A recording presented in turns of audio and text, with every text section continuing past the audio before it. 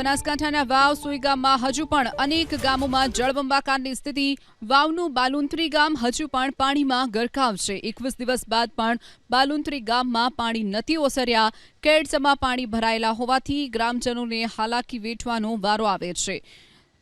તો બનાસકાંઠાના વાવ સુઈ ગામના આ દ્રશ્યો છે, જ્યાં વરસાદ બંધ થયો અને હજુ પણ 21 દિવસ બાદ પણ પાણી નથી ઓસર્યા, જેના કારણે ગ્રામજનોને હાલાકી વેઠવાનો વારો આવ્યો છે. વાવનું બાલુંત્રી ગામના આ દ્રશ્યો, જ્યાં હજુ પણ 21 દિવસ બાદ પણ કેડસમાં પાણી ભરાયેલા છે, જેના કારણે સ્થાનિકોને હાલાકી વેઠવાનો વારો આવ્યો છે. તો ખેડૂતોના ખેતરો હજુ પણ બેટમાં ફેરવાયેલા છે, જેના કારણે તેમના પાકને પણ મોટા પ્રમાણમાં નુકસાન થશે. અને 1-8નું ભૂંગળું લગાવી અને પોણે કાઢવાની કોશિશ કરે છે. પોણે ભૂંગળાથી કદીએ નીકળે એમ છે નહીં અને 6 મહિના પોણે પડ્યું રહેવાનું છે. અત્યારે અમારા ગામની હાલત ખૂબ ખરાબ છે અને તંત્રનો કોઈ અધિકારી અમારા ગામની હજી સુધી મુલાકાત લીધી નથી કે આ ગામના માણસો કેવી રીતે જીવે છે, શું કરી રહ્યા છે.